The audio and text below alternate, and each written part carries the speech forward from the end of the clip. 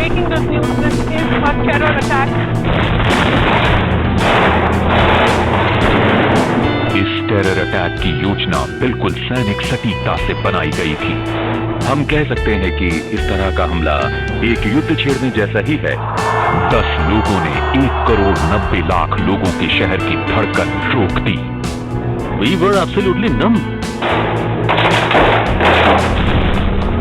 हर चीज जैसे एक्सप्लोड हो रही थी। सबसे ज्यादा आपका जो टारगेट है ना, ये जो ताज होटल, इसको कवरेज दे रहे हैं मीडिया। आदत तो क्यों नहीं लाते हो? और ये दास्तान है 60 घंटे के उस हमले की जिसने भारत के सबसे महत्वपूर्ण शहर को अचानक अपनी चपेट में ले लिया।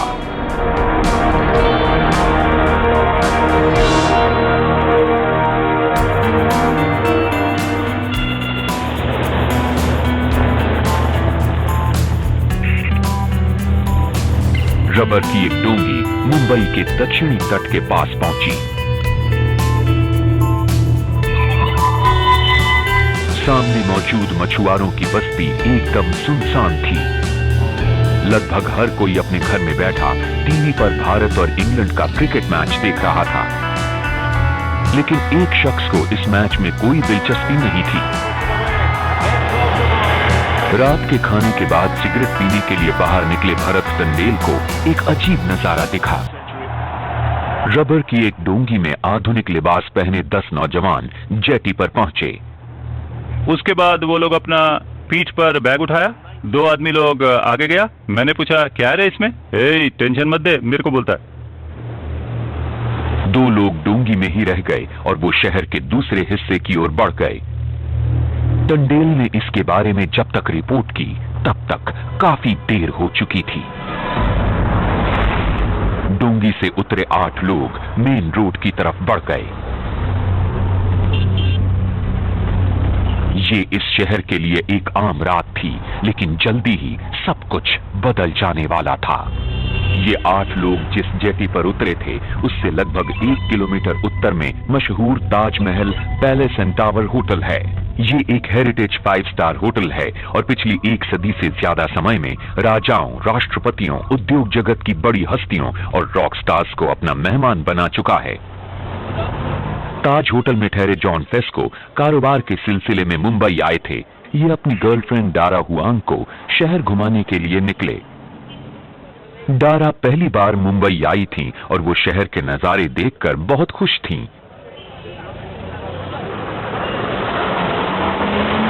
इस अमेरिकन कपल को एक बढ़िया कैफे नजर आया और ये कुछ पीने के लिए उसमें दाखिल हो गए। वो कैफे बहुत क्राउडेड था। हमें प्यास लगी थी तो हम वहां बैठ गए and we ordered some juice. और हमने देखा कि वहां ज्यादातर लोग फॉरेनर्स थे, लगभग सभी लोग टूरिस्ट थे। पीठ पर बैग लिए 2 लोग इस कैफे के पास आए।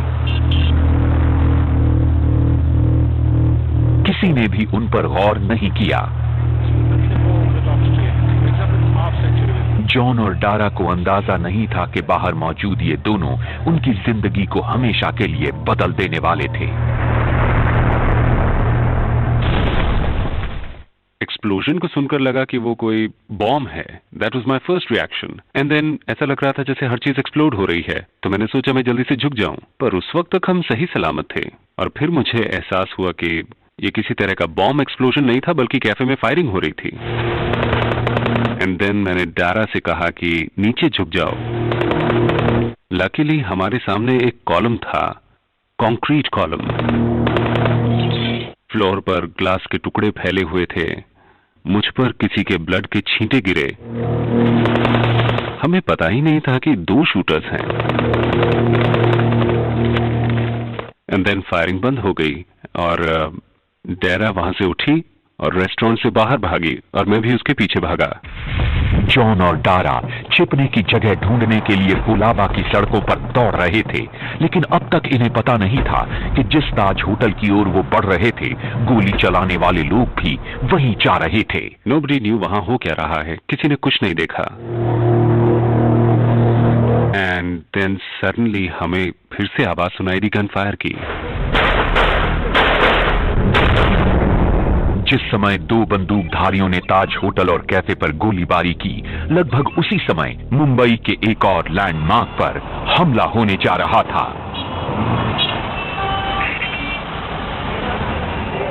छत्रपति शिवाजी टर्मिनस पर बैग लिए हुए दो लोग टैक्सी से उतरकर रेलवे स्टेशन में घुसे।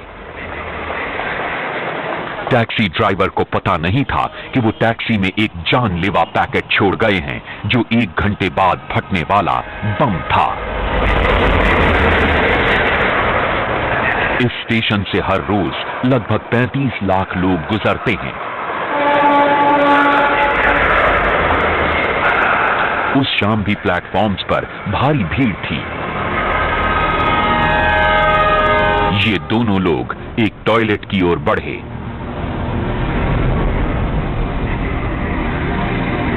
फॉन्जन फर्नांडिस इससे कुछ ही मीटर की दूरी पर एक फूड स्टॉल चलाते हैं। जिधर देखो गोली चल रही थी, पब्लिक गिरती पड़ती इधर उधर भाग रही थी, कुछ लोग फर्श पर झुक रहे थे, वो लोग अंधाधुंध गोलियां चला रहे थे और बेरहमी से लोगों को मार रहे थे।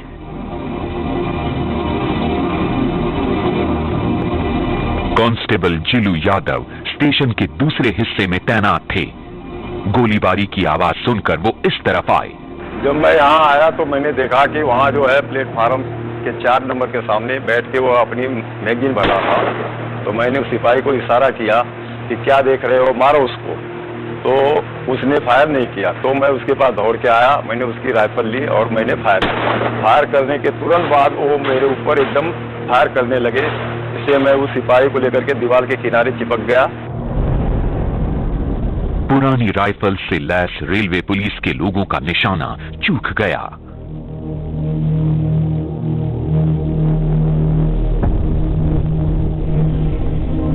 इन हमलावरों ने 58 लोगों की नृशंस हत्या कर दी और 108 को गंभीर रूप से जख्मी कर दिया।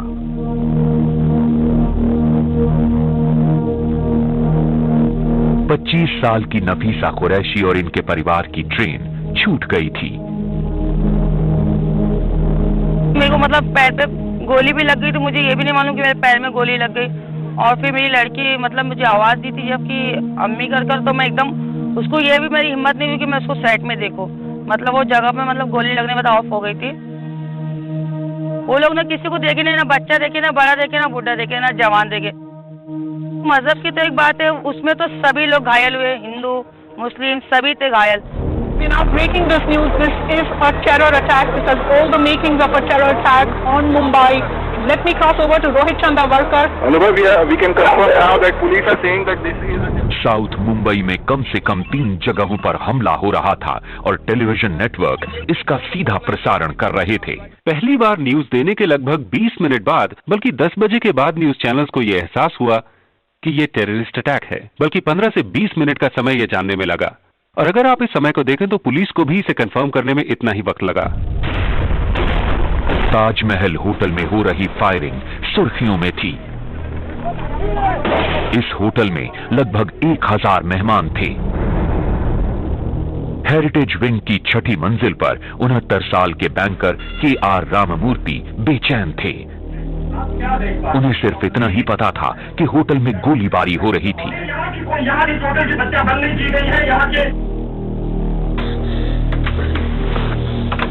राममूर्ति ने अपने परिवार वालों को फोन करके बताया कि वो सेफ हैं, लेकिन कब तक ये वो नहीं जानते थे।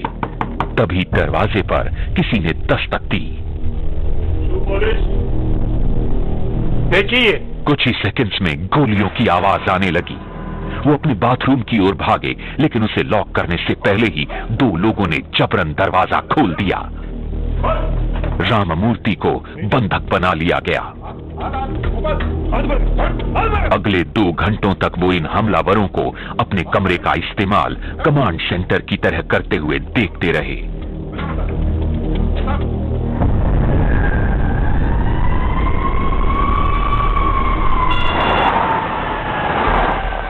जॉइंट कमिश्नर राकेश मारिया 27 साल से पुलिस में थे और मुंबई क्राइम ब्रांच के प्रमुख थे। चीफ ने इन्हें कंट्रोल रूम का इंचार्ज बना दिया। रात के करीब 9:45 बजे से लेकर 2 बजे के बीच तक I think we got close to around 7,000 calls. मैं सिर्फ टेररिस्ट की खबर देने वाली कॉल्स की बात कर रहा हूँ। लोग बता रहे थे कि एक टेररिस्ट यहाँ दिखा है, सस्पेक्टेड पर्सन वहाँ है, एक्सप्लोसिव से लदा हुआ कोई मोटर व्हीकल, कोई मोटरसाइकिल वहाँ है। तो कंट्रोल रूम का काम ये था कि वो फोर्सेस को हर उस लोकेशन पर डिस्पैच करे, 7 to 8 कॉल्स पर मिनट। रिपोर्ट्स बहुत तेजी से आ रही थी। लगभग 1 घंटे पहले रेलवे स्टेशन से रवाना हुई वो टैक्सी एयरपोर्ट के पास धमाके से उड़ गई। उसमें मौजूद ड्राइवर और सवारी की मौत हो गई। मजगांव डॉक के पास एक और टैक्सी में हुए धमाके में 3 लोग मारे गए और 19 जख्मी हुए। लियोपोल्ड कैफे के पास एक पेट्रोल पंप पर भी बम फटा। एक और 5 स्टार होटल ओबरॉय ट्राइडेंट और juice cake centre Nariman house पर भी हमला हुआ। मारिया के सहकर्मी विश्वास नांगरे पाटिल ताज होटल के सुरक्षा प्रमुख सुनील कुडियाडी के साथ होटल में घुस गए। पाटिल के पास सिर्फ अपनी सर्विस पिस्टल थी। सुनील कुडियाडी ने 3rd फ्लोर की ओर जा रहे 3 नौजवानों की ओर इशारा किया। उसने कहा कि सर वो वहां हैं। Without losing a fraction of second मैंने इंस्टेंट रिएक्शन में 3 शॉट फायर किए। अपनी ग्लॉक पिस्टल से 3 बार फायर किया और अनफॉर्चुनेटली उनकी पीठ पर लदे बैग देखकर कुछ पल के लिए मुझे लगा कि ये लोग मे बी टूरिस्ट हैं। सो आई रिट्रैक्टेड बैक और उसी समय गोलियों की बौछार हमारी तरफ आई। अगले ही पल मैंने दीवार के किनारे से उन्हें झांक कर देखने की कोशिश की। मैंने स्टेयरकेस में भी देखा पर वो गायब हो गए। पाटिल अगले 1 घंटे तक नॉर्थ विंग की 6ठी मंजिल पर उन्हें ढूंढते रहे, जबकि हमलावर साउथ विंग की 5वीं मंजिल पर थे। ताज पर हमला जारी था और उधर रेलवे स्टेशन पर हमला करने वाले 2 लोग वहां से बाहर निकल गए। अब ये एक नए लक्ष्य पर हमला करने के इरादे से आगे बढ़ रहे थे। अगले आधे घंटे तक कई पुलिस ऑफिसर्स ने इन बंदूकधारियों के दिखने की खबर कंट्रोल रूम को दी, लेकिन कोई उन्हें रोक नहीं पाया। फिर अचानक एक नई जगह पर हमला हो गया। छत्रपति शिवाजी टर्मिनस से कुछ ही मिनट के फासले पर Cama and Albless hospital है। उस समय किसी को पता नहीं था कि हमलावरों की तादाद कितनी है, वो लोग हैं कौन, उनके पास वेपन्स कैसे हैं। हमें बस इतना ही पता था कि कामा में कुछ हो रहा है।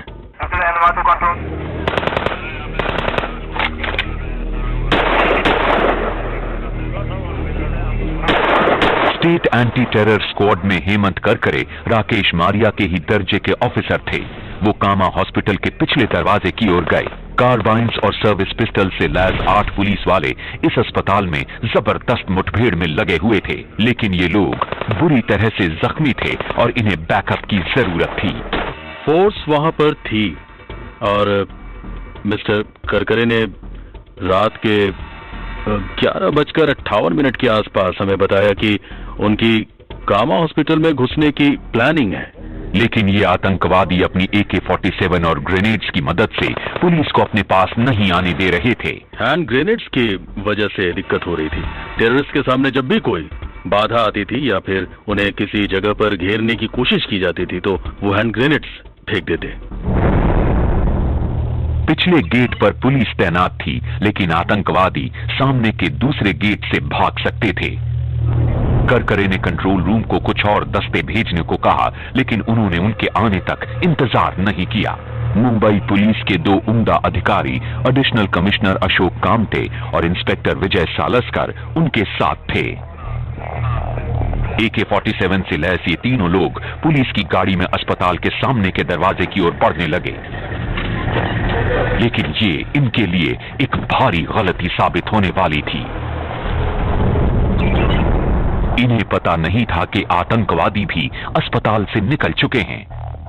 करकरे और उनकी टीम सीधे उन्हीं की तरफ बढ़ रही थी।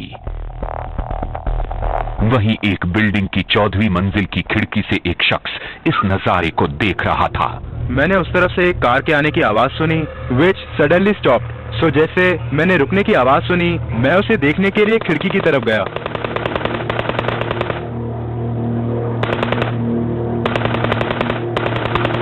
मैंने देखा कि टेररिस्ट कार पर फायर कर रहे हैं and there was a counter attack from the people in the car also,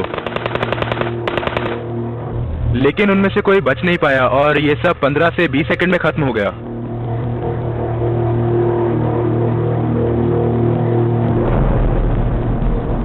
वो दोनों कार के पास आए, उन्होंने डेड बॉडीज निकाली, वो कार में बैठे एंड दे जस्ट ज़ूम्ड ऑफ।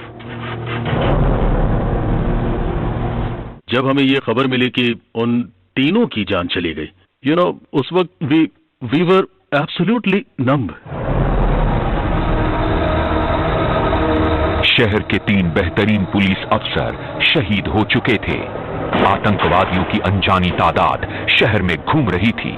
हथियारों से लैस ये खतरनाक लोग मरने मारने पर आमादा थे और पुलिस को कोई अंदाजा नहीं था कि उनका अगला हमला कहां होगा।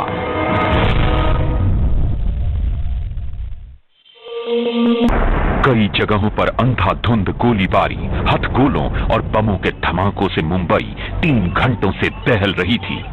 लोग तरह तरह के अनुमान लगा रहे थे। एक पुलिस वैन कामा हॉस्पिटल के पास की एक गली से निकली। किसी को पता नहीं था कि इसमें वो 2 आतंकवादी सवार थे जिन्होंने अभी अभी मुंबई के 3 बेहतरीन पुलिस ऑफिसर्स की हत्या कर दी थी। इन लोगों ने जब गोलीबारी शुरू की तो टेलीविजन चैनल्स के कैमरे सब कुछ देख रहे थे।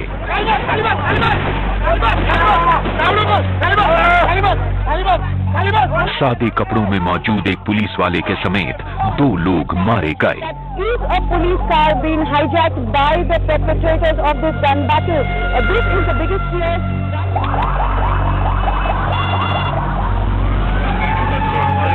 कुछ ही दूरी पर पुलिस ऑफिसर्स आतंकवादियों को ढूंढने के लिए गाड़ियों की तलाशियां ले रहे थे।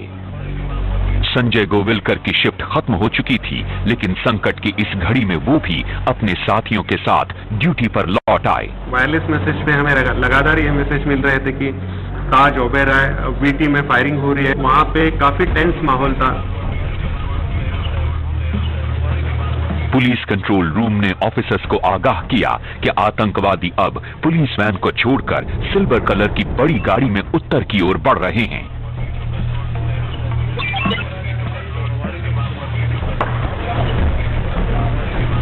रात की 12:30 बजे एक स्कोडा गाड़ी आके रुक गई।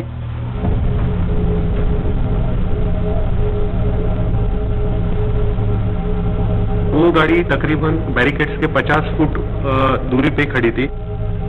इमीडिएटली हम लोग चिल्लाए तो उन्होंने विंडस्क्रीन पे वाइपर से पानी चालू किया और पानी चालू करके अंदर का कुछ भी नहीं दिख रहा था। तो हम लोग जैसे ही चिल्ला के थोड़ा आगे जाने लगे तो इमीडिएटली उन्होंने गाड़ी राइट टर्न लेके यू टर्न लेने की कोशिश, पर अनफॉर्चुनेटली वो गाड़ी डिवाइडर पे आके रुक गई। वहां पे 2 टीम हो गया। पिस्तौलों से लैस एक पुलिस टीम दाहिनी तरफ से कार की ओर बढ़ी। बिना हथियार के गोविलकर बाईं तरफ थे।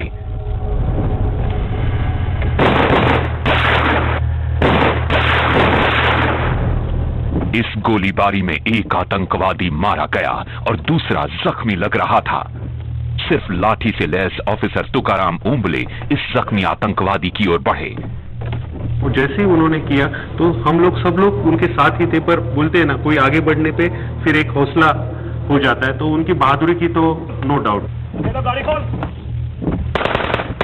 दम तोड़ने के बावजूद ओंबले ने अपनी पकड़ ढीली नहीं की। कैफे पर हुए हमले के 3 घंटे बाद आखिरकार मुंबई पुलिस ने आतंकवादियों में से एक को पकड़ लिया, जिसका नाम था मोहम्मद अजमल आमिर कसाब। जैसे ही इस्माइल मारा गया और कसाब पकड़ा गया तो मुझे लगता है कि हमारे लिए वही टर्निंग पॉइंट था जो भी हमारी फोर्स ने महसूस किया due to the loss of these 3 officers. मेरे ख्याल से जो इंसिडेंट विनोली चौपाटी में हुआ, मुझे लगता है कि इससे लोगों का मोराल काफी ऊंचा हुआ कि AK-47 और ग्रेनेड्स होने के बावजूद हम उन पर भारी पड़ सकते हैं।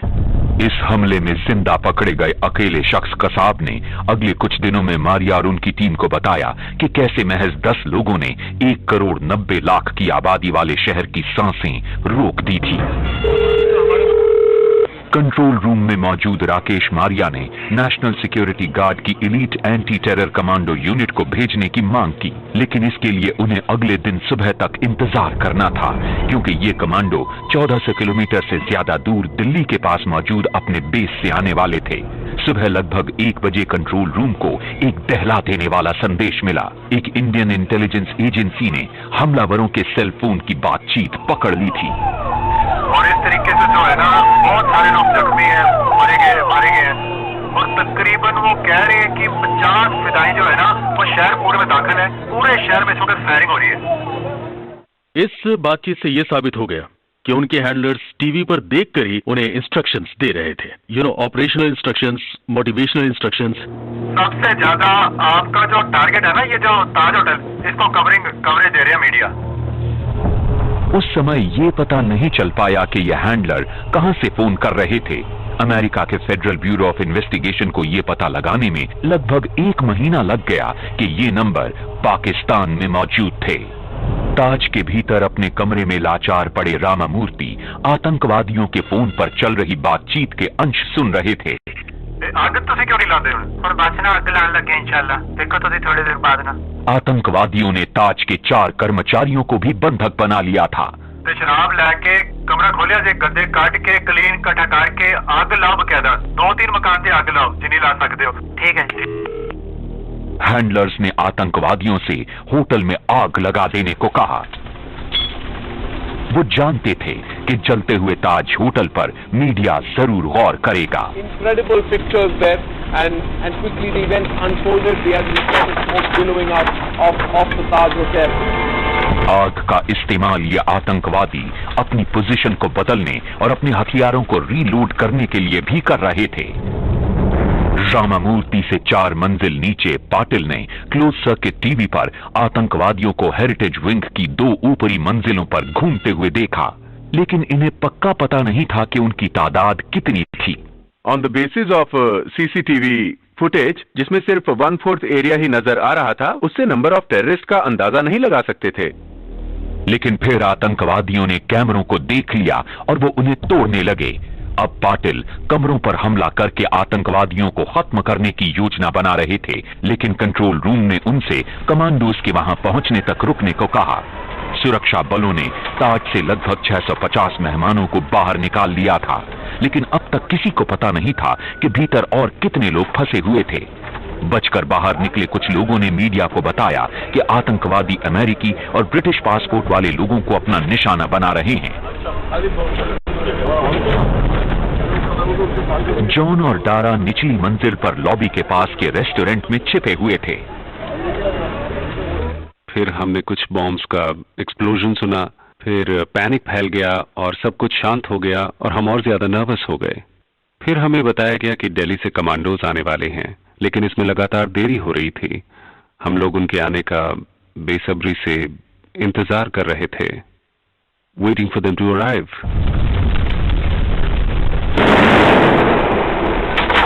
अचानक एक जबरदस्त धमाका हुआ। Scariest part was that we could hear the fire getting louder and louder.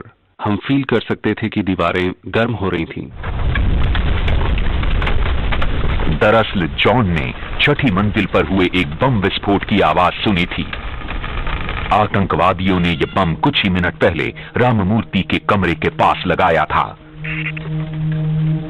फिर ये लोग राममूर्ति और अन्य 4 बंधकों को अपनी ढाल की तरह इस्तेमाल करते हुए 1 मंजिल नीचे के एक कमरे में आ गए।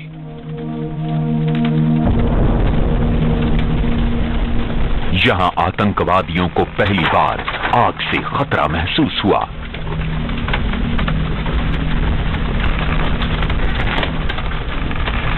उन्होंने बंधकों को वहीं छोड़ दिया। पूरे फ्लोर पर आग लगी हुई थी और सीसीटीवी रूम भी धुएं और लपटों की चपेट में आने लगा। तब हमने डिसीजन लिया कि हम वहां से निकल जाएं।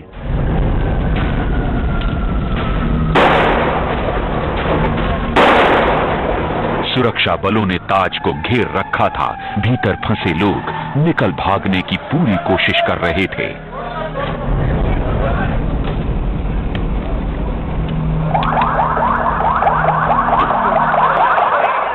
फायर ब्रिगेड के लोग आग बुझाने में लग गए।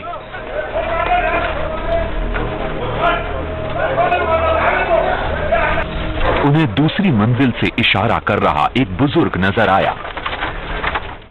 फॉर्चुनेटली थोड़ा कोशिश करके मैंने अपने हाथ खोल लिए और 10 मिनट में मैंने फायर ब्रिगेड्स का रोशनी देखा। मैंने विंडो खोला, मदद के लिए आवाज लगाया, उन्होंने मुझे निकाल लिया और कहा कि अब आप सेफ हैं। कसाब को पकड़ने के 3 घंटे बाद मुंबई पुलिस ने उससे पूछताछ शुरू की। तब उन्हें पहली बार अंदाजा हुआ कि उनका सामना किससे हुआ है। मेरे ख्याल से सुबह 3:30 बजे के करीब कसाब से पूछताछ शुरू होने पर हमें पता चला कि वो लोग करीब 10 लोग हैं। But again it was his words. हम उस पर बहुत ज्यादा भरोसा नहीं कर सकते थे। हम उसे सिर्फ पॉइंटर के तौर पर ले रहे थे। पूछताछ करने वालों को पता चला कि ये एक फिदायन टीम थी जो 592 नॉटिकल माइल्स का सफर समुद्र के रास्ते तय करके यहां आई थी, फ्रॉम कराची टू मुंबई। एक अनजाने देश में दाखिल होकर अंधाधुंध गोलियां चलाकर ज्यादा से ज्यादा लोगों को मारने, बंधक बनाने, ज्यादा ऊंची जगहों पर मोर्चा संभालने और जब तक मुमकिन हो सुरक्षा बलों को दूर रखने के इंस्ट्रक्शंस दिए गए थे उनको, जब तक कि वो मर न जाए। This was the brief given to them. John और डारा 8 घंटे से ताज होटल में फंसे हुए थे। ये अब भी बचाए जाने का इंतजार कर रहे थे। एक बार हमने बाहर जाने की कोशिश की, may be around 5 or so, and there was a spray of gunfire in the lobby, और सब लोग रूम में वापस भाग गए। डोर्स को बंद किया और रीबैरिकेड किया डोर्स को। 10 हथियारबंद आतंकवादियों ने भारत की आर्थिक राजधानी को नाकाम कर दिया था। मुंबई को अब एंटी टेरर कमांडोज के आने का बेसब्री से इंतजार था।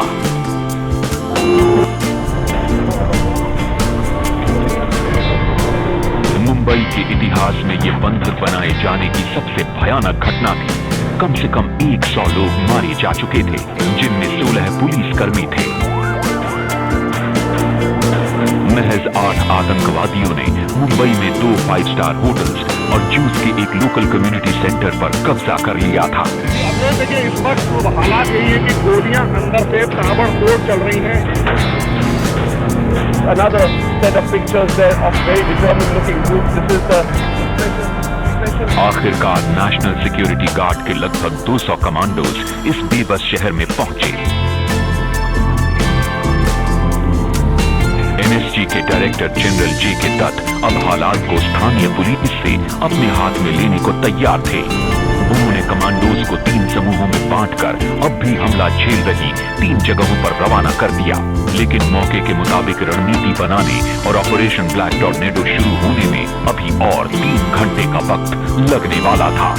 मैंने अपने कमांडोज को ब्रीफ किया कि सबसे पहले हमें हॉस्टेजेस को जहां तक हो सके सेफ रखने की कोशिश करनी है। इनफैक्ट हमें कोलैटरल डैमेजेस को कम से कम करके टेररिस्ट को जिंदा पकड़ने की कोशिश करनी थी। उस समय तक हम ये नहीं जानते थे कि उनका कोई लोकल सपोर्ट है या नहीं है, या फिर कहीं ऐसा तो नहीं कि कोई लोकल आदमी उनके साथ जुड़ गया हो।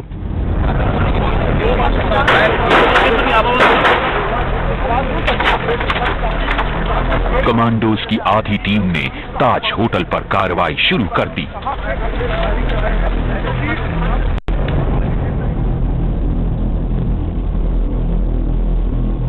31 साल के मेजर संदीप उन्नी कृष्णन को ओल्ड हेरिटेज विंग में भेजा गया। लगभग 10 घंटे तक ताज में फंसे रहने के बाद कर्मचारियों को सुरक्षा बलों से संदेश मिला कि अब वो निचली मंजिल के रेस्टोरेंट में फंसे हुए लोगों को बाहर निकाल सकते हैं। जॉन और डारा आखिरकार बाहर निकल आए। I realized that it was Thanksgiving, जो अमेरिका में बहुत बड़ा हॉलिडे होता है। इट्स अबाउट फैमिली, और सभी अच्छी चीजों के लिए थैंक्स करने का समय होता है। और I started to cry, और मुझे अच्छा लग रहा था कि I'm okay और Dara is okay, और हम ठीक ठाक बाहर आ गए थे। लेकिन अब भी सैकड़ों लोग भीतर फंसे हुए थे। इस बीच ताज से 2 किलोमीटर दूर कमांडोज ने एक और 5 स्टार होटल ओबरॉय ट्राइडेंट में छिपे आतंकवादियों से मुठभेड़ शुरू कर दी। मीडिया इस ऑपरेशन के हर पल की रिपोर्ट प्रसारित कर रहा था। It is the 28th floor Trident Hotel. The army commandos have got up, so they are going on the top-down approach. They've come from the 28th floor down to the 21st floor. Nariman house एक Jewish धर्मगुरु का निवास है। यहाँ एक युवा रब्बाई अपने परिवार के साथ रहते हैं। अपने 3 जू मेहमानों और 2 भारतीय कर्मचारियों के साथ ये लोग पिछले 14 घंटों से यहाँ फंसे हुए थे। लेकिन इस इलाके में काफी लोग मारे जा सकते थे। ये बहुत ही घनी आबादी वाला इलाका है और तमाशबीन लोग भी मुठभेड़ की गोलीबारी के शिकार हो सकते थे। अचानक न्यूज चैनल्स ने एक अनोखा नजारा देखा। एक भारतीय महिला रबाई के 2 साल के बेटे के साथ बाहर निकल आई, लेकिन उसे पता नहीं था कि भीतर मौजूद लोग जिंदा हैं या नहीं।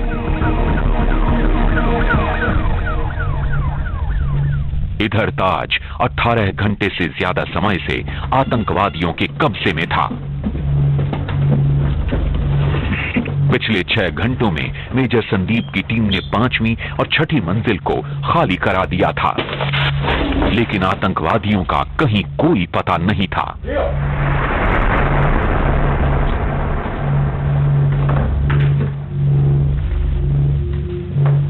फिर कमांडोज जैसे ही 4थी मंजिल के एक कमरे के पास पहुंचे, गोलियां बरसने लगी।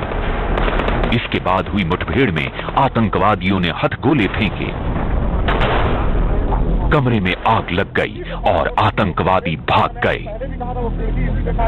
वो लोग रूम को आग लगा रहे थे और ये इंसिडेंट करीब 2 या 3 बार हो चुका था। तब जाकर मुझे ये लगा कि वो इस टाइम का इस्तेमाल रेडी होने, रेस्ट करने, रिकुपरेट करने या अपने वेपन्स को रीलोड करने के लिए कर रहे थे। ताज की 4थी मंजिल पर हुई मुठभेड़ के बाद से आतंकवादियों का कोई अता पता नहीं था। मेजर संदीप उन्नी कृष्णन और कमांडोज की एक टीम फिर से तलाशी शुरू करने के लिए लॉबी में इकट्ठा हुई। हमला शुरू हुए लगभग 24 घंटे बीत चुके थे।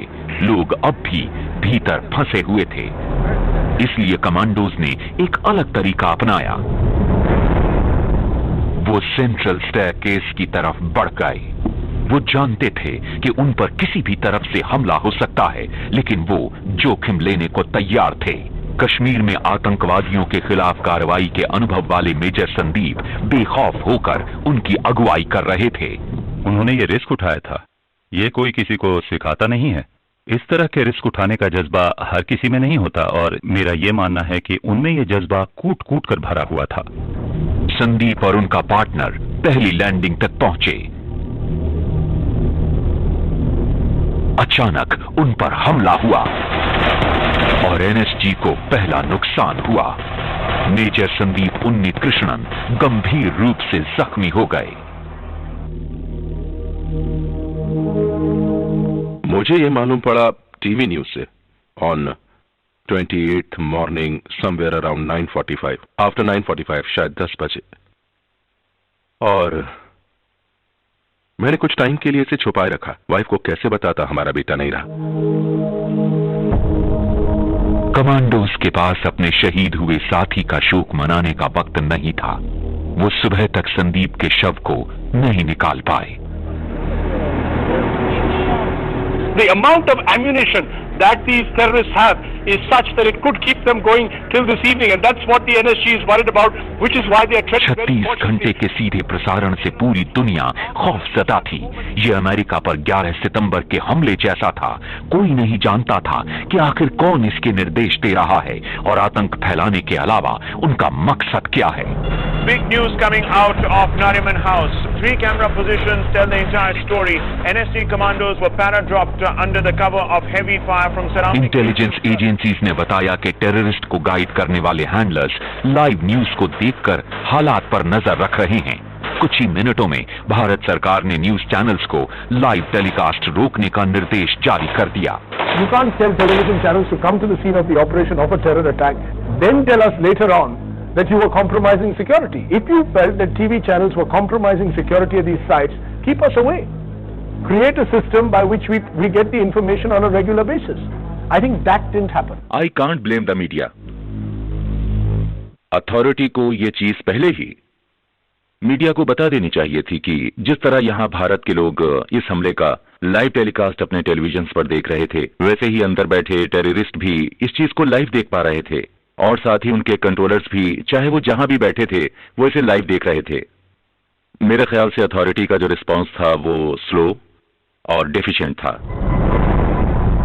दोपहर तक ओबेरॉय ट्राइडेंट होटल के कमांडोज ने एक अच्छी खबर दी।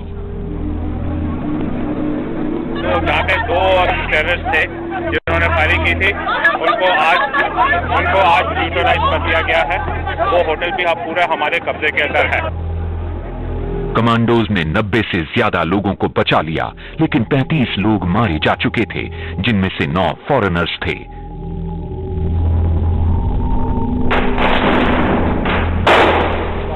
इस समय तक कमांडोज को पता चल चुका था कि आतंकवादियों ने नरीमन हाउस में सभी बंधकों को मार डाला है। वो आखिरी हमले के लिए आगे बढ़े। मुठभेड़ दिन भर जारी रही।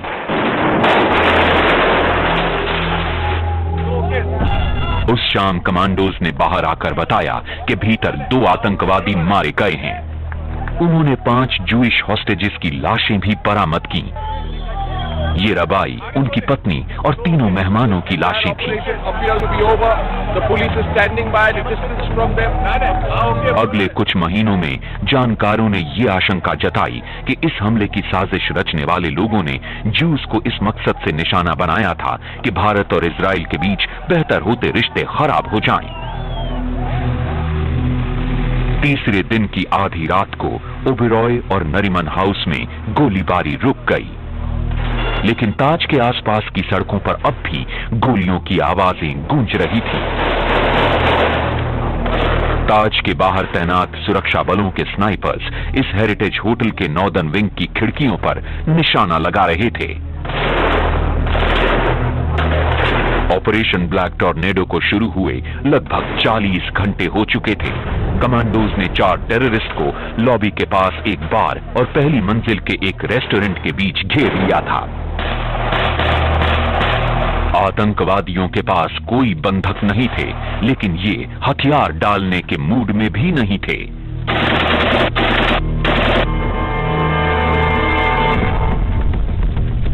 आतंकवादी एक घुमावदार सीढ़ी के पीछे छिप गए और कमांडोज को उलझन में डालने के लिए ऊपर नीचे आने जाने लगे।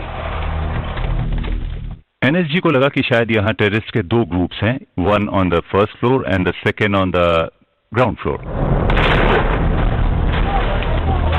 रेस्टोरेंट के भीतर आतंकवादियों ने पुराना तरीका अपनाया। उन्होंने कमांडोज का ध्यान बटाने के लिए आग लगा दी। We didn't allow these chaps to change the position, वरना ये लोग तो होटल के दूसरे हिस्सों में पहुंच जाते। रात भर चली लंबी मुठभेड़ के बाद कमांडोज आखिरी हमले के लिए आगे बढ़े।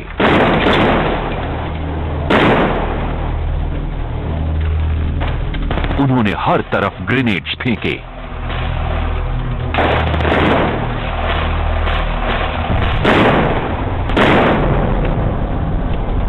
अचानक टेलीविजन कैमरास ने खिड़की से गिर रहे एक आतंकवादी को दिखाया।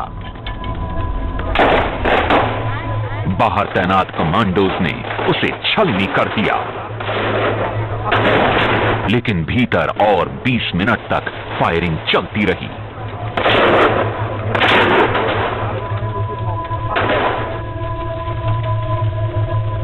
गोलीबारी रुकने के बाद बाहर से हमारी फायरिंग के जवाब में वो एकदम खामोश हो गए थे। अंदर जाकर हमने पाया कि वहां 2 बॉडीज पड़ी थी जो थी स्पाइरल स्टेयरकेस के पास, यानी 2 बॉडीज अंदर, एक बाहर, और चौथी बॉडी तब तक हमें नहीं मिली थी। आग को बुझाने के बाद कमांडोज ने चौथे आतंकवादी की लाश बरामद की, जो रेस्टोरेंट के जले हुए अवशेषों में दबी हुई थी। कुल मिलाकर मुंबई पुलिस ने 1 आतंकवादी को मारा था और कमांडोज ने 8 को। ऑपरेशन ब्लैक टॉर्नेडो खत्म हो गया। ताज को सुरक्षित घोषित कर दिया गया। 60 घंटे के इस नरसंहार में 166 लोग मारे गए और 304 जख्मी हुए। 10 में से सिर्फ 1 आतंकवादी जिंदा पकड़ा गया। इसे भारत की एक अदालत में अपने अपराधों का मुकदमा झेलना था, जिसमें जंग छेड़ने जैसे आरोप भी शामिल थे।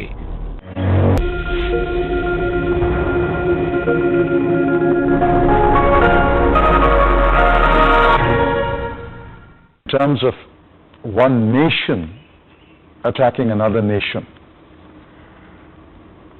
this is perhaps the closest that comes to an attack which is short of war. Mumbai के आतंकवादी हमलों की योजना फौजी सटीकता से बनाई गई थी और इससे शहर की सुरक्षा व्यवस्था की खामियां उजागर हुईं। राज्य सरकार द्वारा कराई गई जांच से शहर की सुरक्षा व्यवस्था की बड़ी कमजोरियां सामने आईं। 8 महीनों में भारत की गुप्तचर संस्थाओं ने कम से कम 6 बार ये स्पष्ट चेतावनी दी थी कि समुद्र के रास्ते आकर आतंकवादी कुछ लग्जरी होटल्स पर हमला कर सकते हैं, लेकिन फिर भी आतंकवादी बेरोक टोक भारत में घुस आए। आई थिंक होल सिस्टम सही समय पर कार्रवाई नहीं कर पाया और इंटेलिजेंस को भी रियल टाइम बेसिस पर शेयर नहीं किया गया और ना ही कोई प्रेशर था इन इंटेलिजेंस को किसी के साथ शेयर करने का। जांच से राज्य सरकार और मुंबई पुलिस की जबरदस्त नाकामियां भी उजागर हुईं। ये शहर पहले भी आतंकवादी हमले झेल चुका था, फिर भी यहां हथियारों, ट्रेनिंग और सुरक्षा बलों की कमी थी। मौके की अफरा तफरी में सीनियर ऑफिसर्स अपने कामकाज में तालमेल नहीं बना पाए और मानक प्रक्रियाओं से भटक गए। सबसे भयानक नतीजा हमले के 3 घंटे के भीतर ही सामने आया, जब कामा हॉस्पिटल की हिफाजत की कोशिश कर रहे 3 बेहतरीन पुलिस ऑफिसर्स शहीद हो गए। इस हमले के दौरान मुंबई पुलिस के ऑफिसर राकेश मारिया ने कंट्रोल रूम का संचालन किया और अब ये इस हमले की जांच की अगुवाई कर रहे हैं। पकड़ा गया आतंकवादी कसाब इनका प्रमुख सुराग है। कसाब ने बताया कि वो पाकिस्तान के फरीदकोट का रहने वाला है। अल-कायदा के सहयोगी और अंतर्राष्ट्रीय स्तर पर प्रतिबंधित आतंकवादी संगठन लश्कर ए तैयबा ने कसाब जैसे 500 नौजवानों को भर्ती किया था। पूरे पाकिस्तान में लश्कर के कई कैंप्स में 18 महीनों की कमांडो ट्रेनिंग के बाद इन 10 लोगों को इस हमले के लिए चुना गया। मारिया ने 11,000 पेज की केस रिपोर्ट में कसाब पर 166 हत्याओं का आरोप लगाया। पाकिस्तान में मौजूद लश्कर के 35 लोगों पर भी इसमें साथ देने का आरोप लगाया गया। इनके हैंडलर्स यानी इस अपराध की असली साजिश रचने वाले पाकिस्तान में हैं, ऑन फॉरेन सॉइल। यही वो लोग हैं जो लोग तालिबानाइज कर रहे हैं, इंडोक्ट्रिनेट कर रहे हैं इनोसेंट यूथ को टिल दे आर स्टॉप्ड। ये चीज खत्म होने वाली नहीं है। एक के बाद एक ऐसे आतंकवादी आते रहेंगे। पाकिस्तान सरकार ने पहली बार स्वीकार किया कि इस हमले की योजना उसकी सरजमीन पर बनी थी और आतंकवादी वहीं से आए थे। फिलहाल 2 स्तरों पर इसकी तफ्तीश चल रही है, अव्वल हिंदुस्तान में और दूसरी पाकिस्तान में। जुर्म और मुजरिमों का ताल्लुक उस हादसे से है जिसे अंजाम दिया गया हिंदुस्तान में। हां, इस साजिश के कुछ हिस्सों को अंजाम दिया गया पाकिस्तान में और मौजूदा जानकारी के मुताबिक जो जिम्मेदार हैं उनमें ज्यादातर लोग हिरासत में हैं। पाकिस्तान ने इसमें अपनी सरकार का हाथ होने से इनकार कर दिया, लेकिन उन्होंने प्रतिबंधित आतंकवादी संगठन लश्कर की योजना के ब्यौरे समेत भारत को एक दस्तावेज सौंपा। लश्कर पर निगाह रखने वाले कुछ जानकारों का मानना है कि पाकिस्तान की गुप्तचर संस्था ISI ने शायद लश्कर के ऑपरेशनल कमांडर जकीउर रहमान लखवी के जरिए इस हमले का निर्देशन किया था। लखवी जैसे शख्स पर गौर करे तो किसी हमले में शामिल स्टेट एक्टर्स और नॉन स्टेट एक्टर्स के बीच फर्क मिट जाता है। लखवी को ISI के कई लोग हैंडल कर रहे थे जो रिटायर होने के बावजूद अब भी सक्रिय हैं। पाकिस्तान में कहावत है कि ISI के भीतर भी एक ISI है, उसे मैं कहता हूं शैडो ISI और शैडो आर्मी, जिसका वजूद आज भी पाकिस्तान में मौजूद है और वो किसी को भी जवाबदेह नहीं है। इजिप्ट में एक अंतर्राष्ट्रीय शिखर सम्मेलन में पाकिस्तान और भारत के प्रधानमंत्रियों की मुलाकात हुई, लेकिन हाथ मिलाने के बावजूद रिश्तों में तनाव बना रहा। देखिए, उन्हें उम्मीद थी कि भारत फौरन पाकिस्तान पर सैनिक कार्रवाई करेगा, जिससे अमेरिका के इस विचार का खंडन हो जाता कि पाकिस्तान को भारत से कोई फौजी खतरा नहीं है, और इससे पाकिस्तान भारत की सीमा पर तैनात अपनी फौज की तादाद को भी सही ठहरा सकता था, और पाकिस्तान ये कह सकता था कि वो अफगानिस्तान की सीमा पर तालिबान, अलकायदा और दूसरे आतंकवादी समूहों से जूझने के अमेरिकी एजेंडे को पूरा करने के लिए भारत की सीमा से अपनी फौज नहीं हटा सकता।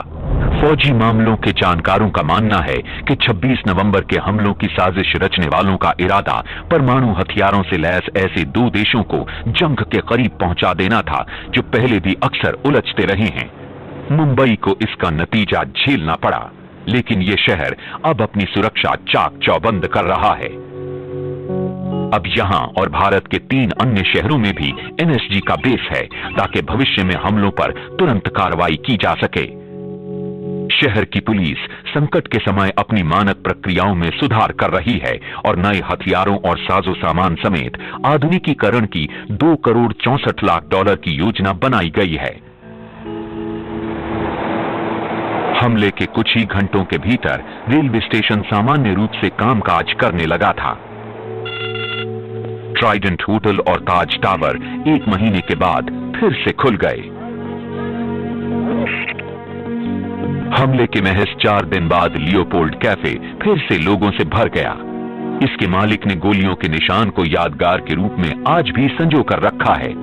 एंड इन दी एंड जब हमने इसे खोला तो हमने दुनिया को दिखाना चाहा कि वो हम हैं जो टेररिस्ट पर भारी पड़े। वो चाहे कितनी भी कोशिश कर लें, वो हम पर हावी नहीं हो सकते। हमारे हौसले इतने बुलंद हैं कि वो इन्हें पस्त नहीं कर सकते। लेकिन नफीसा कुरैशी अब भी अपनी बेटी की मौत वाली उस रात को नहीं भूल सकती। मेरे दिल में अभी तक वो डर और खौफ मतलब निकला नहीं मेरे, और मैं मतलब बहुत सा ऐसा मेरे को बार बार मतलब वही नज़ारा मेरे को याद आता जब मतलब टीवी पे कोई देखती आता ऐसा कि यहाँ फायरिंग चल रही, यहाँ बम पड़ गया, ऐसा तो मेरे को वही बेटी का नज़ारा याद आता। मुंबई के उन स्याह दिनों ने जॉन फेस्को पर बहुत गहरा असर छोड़ा है। 2-3 बार डेथ के एकदम करीब पहुंच जाने के ऐसे एक्सपीरियंस से गुजरने के बाद आपको रियलाइज होता है कि आपके पास कितना कम समय है, और आप लाइफ को ज्यादा अप्रिशिएट करने के लिए मजबूर हो जाते हैं।